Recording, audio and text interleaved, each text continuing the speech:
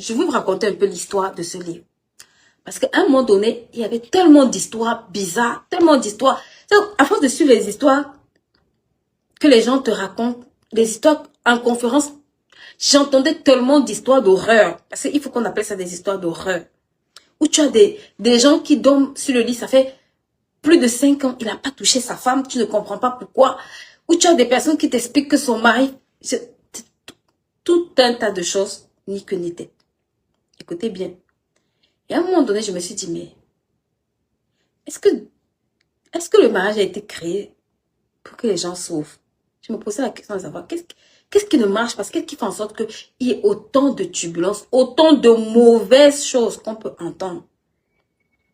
Et un jour, quand j'étais en train de réfléchir, le Seigneur m'a dit, tu sais, si moi j'ai créé l'homme et la femme,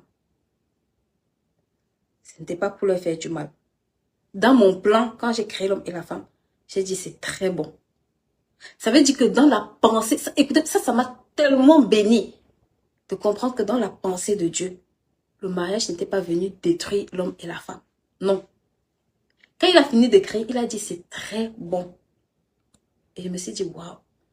Pourquoi est-ce que lui il dit c'est bon et moi je vois autant de souffrances, je vois autant de déchirements, autant de problèmes, de challenges que les gens vivent. Qu'est-ce qui n'a pas marché? Et c'est là où j'ai compris que, en fait, beaucoup sont entrés sans avoir pris le temps de lire le manuel. Beaucoup sont entrés sans avoir compris ce que ça signifiait réellement. Beaucoup sont entrés dedans sans se préparer. Et c'est à l'intérieur, quand ça commence à chauffer, qu'on essaye de trouver comment est-ce qu'on peut amortir les angles. Tu sais, si tu prends une voiture et que tu n'es pas allé à l'auto-école pour apprendre à conduire, le nombre d'accidents que tu vas faire va te laisser des traces sur le corps. Est-ce que quelqu'un comprend de quoi je parle? Essaye de prendre une voiture sans être à l'auto-école. Tu démarres, la voiture va démarrer. Mais c'est sur la route, le nombre d'accidents, de cabosse, on dit de quoi? De cabossure ou de cabossement, bref, que tu vas avoir, qui va te montrer que avoir la voiture ne veut pas dire avoir le permis de conduire.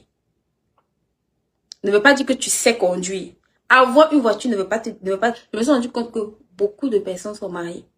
Mais ça ne veut pas dire qu'ils savent ce que c'est que le mariage. En tout cas, quand j'ai réalisé ça, je me suis dit, waouh.